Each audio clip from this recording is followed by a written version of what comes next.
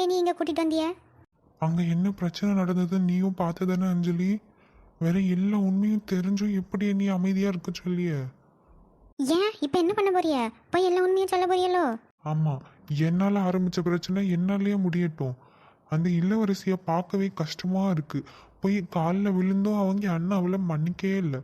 அதுவும் இல்லாமல் என்னால் 2 சின்ன சிறுசு வாழ்க்கை வீணாக போனதாக இருக்காண்டா. நான் போய் எல்லா உண்மையும் சொல்ல போகிறேன். ஆ, அப்படியே எனக்கும் உங்கள் மவளுக்கும் ஒரு குழியை வெட்டி வச்சுட்டு போங்க. அதுக்கு பிறகு போய் எல்லா உண்மையும் சொல்லுங்க. எதுக்கிட்டே என்னைய போட்டு இப்படி பாடாப்படுத்திய? அப்போ ஏதோ தெரியாமல் ஒரு தப்பை செஞ்சுவிட்டேன். அதுக்காண்டி இப்போ வரைக்கும் நான் குற்ற உணர்ச்சியோட வாழ்ந்துட்டு இருக்கேன். இத்தனை வருஷம் கடந்தோம். வேற இதுக்கு மேலேயும் இதை மறைச்சி வச்சுட்டு என்னால் வாழ முடியாது. இப்போ இந்த பிரச்சனை இவ்வளோ தூரம் வந்த பிறகும் நான் அமைதியாக இருந்தேன்னா என்ன மாதிரி ஒரு கேவலமானவை எவனுமே இருக்க மாட்டான். உங்களுக்கு உங்கள் மக சந்தோஷமாக இருக்கணுமா வேண்டாமா? என் மவன் எப்பவுமே சந்தோஷமாக தான் இருக்கணும். இது என்ன கேள்வி? எந்த அப்பனாவது தான் பிள்ளை கஷ்டப்படணும்னு நினைப்பானா? அப்போ நான் சொல்கிறத மட்டும் வாயை மூடிட்டு கேளுங்க. இப்போ என்னடி செய்யணுங்க? இங்கே பாருங்க, எங்கள் அண்ணனும் சரி இளவரசிக்கு அண்ணனும் சரி 2 பேரும் அவ்வளோ சீக்கிரம் இறங்கி வர ஆளுகளே கிடையாது. சொல்லியது புரியுதா உங்களுக்கு? இப்போ நீங்கள் போய் எல்லா உண்மையை சொல்லிட்டீங்கன்னா அவங்க 2 பேரும் சேர்ந்து ஐஸ்வர்யாவுக்கும் கௌதமுக்கும் கல்யாணத்தை பண்ணி வச்சிருவாங்க. அப்புறம் நம்ம பிள்ளை வாழ்க்கை என்ன வருது? அவங்க 2ரும் சேர்றதுலையும் நம்ம பிள்ளை வாழ்க்கைக்கும் என்ன சம்மந்தம் இருக்கு சொல்லு? அவன் தான் நான் அணு அப்படியெல்லாம் பார்க்கலன்னு சொல்லிட்டான்ல. வேற இன்னும் கட்டுந்தான் அவனை ஏன் போட்டு கஷ்டப்படுத்திக்கிட்டு? அதெல்லாம் நான் பார்த்துக்கிட்டேன். நீங்கள் வாயை மூடிட்டு சும்மா இருந்தால் மட்டும் போதும். எங்கள் அண்ணன் மனசை மாற்றி எப்படியாவது கௌதமுக்கும் அண்ணுக்கும் கல்யாணம் ஏற்பாடு நான் பண்ணிடுவேன். கல்யாணத்தை எப்படின்னா கட்டாயப்படுத்தி பண்ணி வச்சுட்டு அதுக்கு பிறகு அவன் வாழ்ந்து தானே ஆகணும். வேற என்ன செய்ய முடியும்? அப்படி எவனையும் கட்டாயப்படுத்தி என் மவளுக்கு ஒன்றும் கட்டி வைக்க தேவையில்லை. என் மவளுக்கு எப்படிப்பட்ட சம்மந்தத்தை பார்க்கணும்னு எனக்கு தெரியும். தேவையில்லாத வேலையெல்லாம் பார்த்துட்டு எடுக்காத சொல்லிட்டேன். இதை விட நல்ல சம்மந்தம் உங்கள் மவளுக்கு அமையும். ஆனால் உங்கள் மவ மனசில் அவன் மட்டும்தான் இருக்கான். பாத்தியல்ல நீங்களே 2 நாளாக எப்படி மூஞ்சி தூக்கி வச்சுட்டு அடக்கான்னு. சின்ன பிள்ளை தானே, போக போக மனசை மாற்றிக்கிடும். மாற்றிக்குவா, நல்லா மாற்றிக்குவா. அந்த காலத்தில் நம்ம இருந்தால் மாதிரி தான் இவ இப்போ இப்படி இருப்பா. வேற மனசை மாற்றிக்குவான்னு எதை வச்சு சொல்கிறிய? அதுக்கு இப்போ நீ சொல்கிற மாதிரி செஞ்சால் மட்டும் அவள் வாழ்க்கை நல்லபடியாக இருந்துருமோ? அதெல்லாம் எப்படி அமைச்சு கொடுக்கணும்னு எனக்கு தெரியும். நீங்கள் உங்கள் மனசில் பெரிய ஹரிச்சந்திரன் நினச்சிக்கிட்டு எல்லா உண்மையை போய் சொல்லியே மட்டும் சொல்லி தொலைச்சிடாதீங்க. எனக்கு தெரியும் எதை எப்படி கொண்டு போகணும், என்ன பண்ணணும்னு. வாயை மட்டும் மூடிக்கிட்டு இருங்க போதும். மற்றதெல்லாம் நான் பார்த்துக்கிட்டேன். உங்கள் மாவ சந்தோஷமாக இருக்கணும்னு நினச்சியல்னா மட்டும் இதை செய்யுங்க. இல்லைன்னா எங்கள் 2 பேருக்கும் ஒரு குழியை தோண்டி வச்சுட்டு வாங்க. எப்போவுமே சொல்லிட்டேன். சே, எல்லாம் ஏன் தப்பு தான். அப்போ நான் மட்டும் இவளை கெட்டிக்குவேன்னு சொல்லி நிற்காம இருந்திருந்தேன்னா இப்போ இவ்வளோ பெரிய பிரச்சனை என் தலையில் வந்து விழுந்திருக்காது. எல்லா பிரச்சனைக்கும் மொத்த காரணமும் நானாக தான் நிற்கேன். இப்போ கடைசியில் என் மவ வாழ்க்கைக்கு நானே கோடாலியாக வந்து நின்றுட்டேன்ல.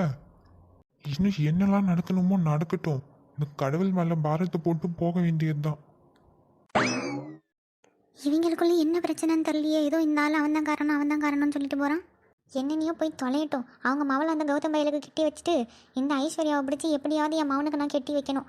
அதுக்கு இந்த கடவுள் தான் ஒரு வழியை காட்டணும். இந்த மனுஷனை போய் சமாளிப்போம். எப்போ பார்த்தாலும் வேண்டாம் வேண்டானே சொல்லிட்டு தெரியாரு. எப்படியாவது இந்த பிள்ளையை பிடிச்சி நம்ம மவனுக்கு கட்டி வைக்க இந்த மனுஷனை சம்மதிக்க வைக்கணும். போவோம். ஏங்க இப்போ ஒன்றும் அவன்கிட்ட எதுவும் சொல்ல வேண்டாம். ஒரு வாரம் போகட்டும். அதுக்கு பிறகு அந்த பிள்ளை வீட்டில் போய் பேசிட்டு அதுக்கப்புறம் நம்ம மவன்கிட்ட சொல்லிக்கிடலாம். எனக்கு ஒன்றும் இது சரியா படலை. அந்த பிள்ளை மனசில் வேற ஒரு பையன் இருக்கும்போது நம்ம பையனை எப்படி அந்த பிள்ளை கட்டிக்கிறோம்? அப்படியே கட்டிக்கிட்டாலும் நம்ம மாமன் கூட எப்படி அவன் சந்தோஷமாக வாழ்வா? ஆனால் ஏங்க நீங்கள் இப்படி பேசிகிட்டு இருக்கீங்க? அதெல்லாம் கழுத்தில் தாலி ஏறுது வரைக்கும் தான். தாலி ஏறிட்டேன்னா மனசை மாற்றிக்கிட்டு அது பாட்டுக்கு வாழ்ந்துடும். நம்ம மவன் நல்லா பாசமாக பார்த்துக்கிடுவான். அதை பார்த்தே கொஞ்சம் கொஞ்சமாக மனசை மாற்றிக்கிட்டு அது நல்லபடியாக வாழ ஆரம்பிச்சிடும். நீங்கள் என்ன பாருங்கள். எனக்கு ஒன்றும் இதெல்லாம் சரின்னு தோணலை சரோஜா. நம்ம மவனுக்கு என்ன குறைச்சல்? அவனுக்கு வேற நல்ல இடமா பார்ப்போம். எதுக்கு இந்த பிள்ளையை கட்டிக்கிட்டு அழுவணும் சொல்லு? உங்கள் மவன் மனசை மாற்றிக்கிடுறவனா தான் நான் ஏன் இப்படி கடந்து கத்திட்டு கிடக்கேன். அவன் தான் அந்த பிள்ளையை நினச்சி அழுதுகிட்டே கிடக்கா நீ நாள் முழுக்க. வேற என்ன செய்ய சொல்லிட்டீங்க? என் மவன் இப்படி கஷ்டப்படியதெல்லாம் என்னால் பார்க்க முடியாது. அதுக்கு நம்ம மவன் சந்தோஷத்துக்காண்டி அந்த பிள்ளை வாழ்க்கையை வீணாக்க சொல்றியா? என்ன வாழ்க்கை வீணாக போகுது? அதெல்லாம் ஒன்றும் வீணாகாது. இங்கே என்ன சொத்துக்கு குறைச்சலா, காசுக்கு குறைச்சலா, எதுக்கு குறைச்சல்? எல்லாமே கிடக்கு நம்மக்கிட்ட. இங்கே வந்து வாழ்கிறதுக்கு அவளுக்கு என்ன? அதெல்லாம் கெட்டி வச்சா வந்து வாழ்வா. எனக்கு இதில் கொஞ்சம் கூட விருப்பம் இல்லை சொல்லிட்டேன்.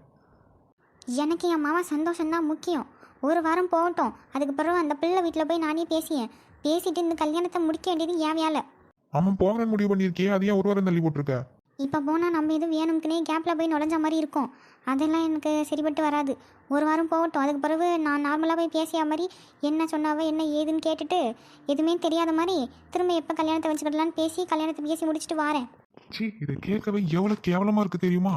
ஏதோ பொண்ணு கிடைக்காம பக்கத்து போய் இருக்க குடும்பம் மாதிரி இருக்குது. நமக்கு என்ன குறைச்சல் நான் சொல்லியேனே, என்ன கேடுன்னு கேட்க. வேற இடத்துல நல்ல பிள்ளையா பாப்போன்னு சொல்லிட்டு எடுக்க, ஆத்தாலும் அவனும் இதையே சொல்லிட்டு திரியிறிய. எக்கேட போய் கேவலப்பட்டு வாங்க. என்னைய மட்டும் எதுக்கும் கூப்பிடாதீங்க சொல்லிட்டேன். போங்க, என்ன பண்ணணுமோ நான் பார்த்துக்கிட்டேன். நீங்கள் கொஞ்சம் உங்கள் வேலையை மட்டும் பார்த்தா போதும். அந்த பையலுக்கு அத்தைக்காரியை போய் பார்க்கணும். பார்த்து பேசி எப்படியாவது இந்த ஐஸ்வர்யாவை விட்டுட்டு அவங்க மவளை அந்த பையனுக்கு கட்டி வைங்கன்னு சொல்லி கேட்டு பார்க்கணும். நிர்மலா, சொல்லுங்க. பிள்ளை என்ன பண்ணியா? சாப்பிட்டாலா இல்லையா? இல்லை, அவள் வந்ததுலேருந்து அந்த ரூம்குள்ளேயே உட்காந்து அழுதுகிட்டு தான் கிடக்கா. சாப்பிடவும் மாட்டேக்கா, பேசவும் மாட்டேக்கா. சாப்பிட மாட்டேதானா? அப்படியே விட்டுருவியோ? இல்லை, எனக்கு புரியல. இனி என்ன செய்ய சொல்றிய? போய் அவளுக்கு சாப்பாடு கொடு. ஒரு 2 நாள் அழுதுட்டு எடுப்பா. அதுக்கு பிறகு மனசை மாத்திக்கிட்டு வா போ. அவளை பார்த்தா மனசை மாற்றிக்கிறியா மாதிரியா இருக்கு உங்களுக்கு? தேவையில்லாம நீ கோவப்படுத்தாத நிர்மலா. சொல்லி அதை மட்டும் செய். அந்த குடும்பத்துக்கெல்லாம் என் பிள்ளையை கட்டி கொடுக்க முடியாது என்னால. அவங்க தான் அவங்க செஞ்சது தப்புன்னு சொல்லி காலில் விழுந்து மன்னிப்பு கேட்டாவல்ல, அதுக்கு பிறகுமா அவங்க மனசு இறங்கல. அவ செஞ்சுட்டு பண்ண அசிங்கம் அப்படி. அதெல்லாம் நான் சாவர வரைக்கும் மறக்க மாட்டேன். நம்ம பிள்ளைகாண்டி கொஞ்சம் யோசிக்கலாம்ல. இங்க பாரு நிர்மலா, தேவையில்லாம நீ கோவப்படுத்தி அடி வாங்கிட்டு போயிடாத சொல்லிட்டேன். உனக்காண்டியும் பிள்ளைகளுக்காண்டியும் தான் நான் வாழ்ந்துட்டு இருக்கேன். உங்க 3 பேர் சந்தோஷம் தான் முக்கியம். நீங்க சொன்னது எதுவுமே உண்மை கிடையாதுன்னு நினைக்க இத்தனை நாளா. உங்களுக்கு உங்க வரட்டு கௌரவமும் திமிரும் தான் பெருசா போயிட்டு. ஆமா, எனக்கு என் கௌரவமும் திமிரும் தான் பெருசு. மவன் சொல்லி அவ வாழ்க்கையை நீங்களே நாசமாக்கிட்டு இருக்கிறீங்க. நிர்மலா, அப்பா, என்னையே உங்களை வெளியே தேடிட்டு இருக்காவ. இங்க பாரு நிர்மலா, நான் சொன்னதெல்லாம் ஞாபகம் இருக்கட்டும். போய் அவளுக்கு சாப்பாடு கொடுத்து சமாதானப்படுத்துற வழியை பாருங்க.